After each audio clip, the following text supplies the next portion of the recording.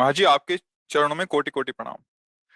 महाराज जी, मैंने संतों के मुख से सुना है कि कुछ घटनाक्रम इस जन्म के पहले से ही निर्धारित होते हैं, जैसे कि मृत्यु का समय, स्थान, विवाह इत्यादि। महाराज जी, इसमें कितनी सच्चाई है और कितना प्रारब्ध है? हाँ, नहीं सही है, पर इसको बदला जा सकता है। हम कोई पशु थोड़ी है कि उसी घटनाक्रम में बंधे रहे। अगर उसी निश्चय में बंधे रहेंगे तो भगवत प्राप्ति किससे होती है? वृंदावन धाम वास किससे होता है? हमारे भाग्य में थोड़ी लिखा है वृंदावन बसना। हमारे भाग्य में थोड़ी लिखा है रामकृष्ण भजना। ज्योतिषाचार्य से दिखवा लो ज्योतिष, किसी की कुंडली में नहीं लिखा। अब ये नया जन्म भगवान ने हमें नए कर्म करके सुधारने के लिए दिया है। अगर हम भजन करें भगवान का तो हम सारे कर्मों को भस्म करके इसी जन्म में भगवान में लीन हो सकते हैं, भगवत प्राप्ति कर सकते हैं।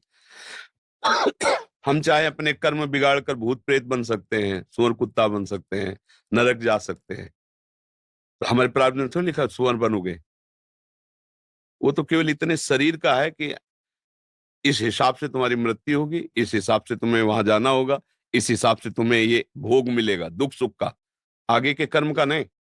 ये छूट दी गई, नहीं तो मनुष्य और पशु में अंतर क्या रह गया है? तो ये तो सत्य है।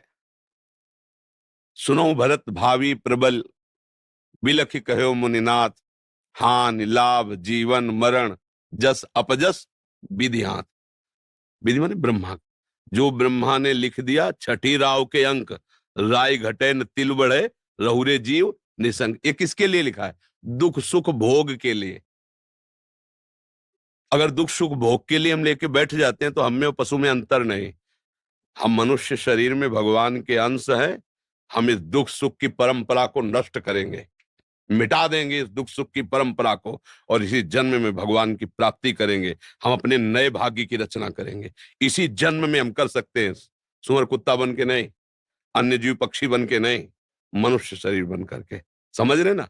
हाँ, जो चाहो कर सकते हो, भगवान को अधीन कर सकते हो, तो फिर रह क्या गया? सुमिर पवन सुत पावन नामू, अपने बस कर ही राखे रामू। जब भगवान को बस में कर लेता है भक्त, तो फिर और क्या बचा? जो चाहो कर सकते हो। पर चाह गलत करोगे तो फंस जाओगे। अच्छी चाह करो, दूसरों को सुख पहुंचाओ, दूसरों के काम आओ, भगवान का भजन करो, भगवान को प्रसन्न कर लो। जिसके प्राप्त करने के बाद फिर कुछ प्राप्त करना बाकी नहीं रहता, वो भगवान श्री हरि हैं। तो ये बात स्वीकार करो। प्रारब्ध हमारा कुछ नहीं बिगाड़ सकता। यदि हमारा वर्तमान का समय भगवान में जा रहा है, प्रारब्ध नहीं बिगाड़ सकता। प्रारब्ध शरीर के ऊपर प्रहार करता है।